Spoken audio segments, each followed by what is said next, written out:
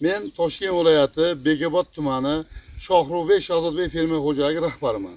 Bizning fermer xo'jaligimiz paxtachilik, g'allachilik yo'nalishiga ixtisoslashgan bo'lib, mana 2003-yildan beri mehnat faoliyati olib borib kelyapmiz. Xususan mana bu yilga kelib bizning fermer xo'jaligimiz 47,6 gektar yer maydoniga g'alla ekib, mana parvarishlab, mana bugun mana o'rim nimasi yetib keldik, pallasi yetib keldik. Xudoga shukr, dalalarimizda hosil mo'l.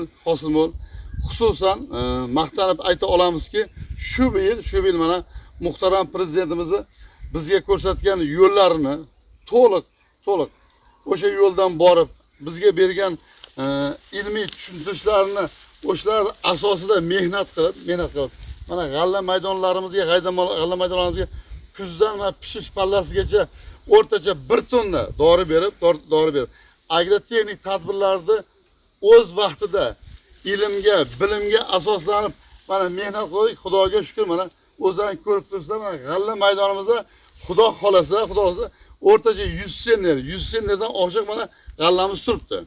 Buni mana shu kadrlarda o'zida bug'doyimizga qaraman bilishimiz mumkin.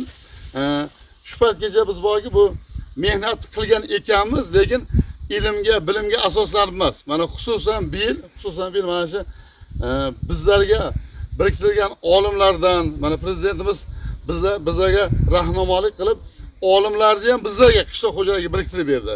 Shularni aytgan yo'llarini qilib mana o'zimizni shu paytgacha qilgan nimalarimizdan foydalanib, ikkalasini qo'shib mana mehnat qildik.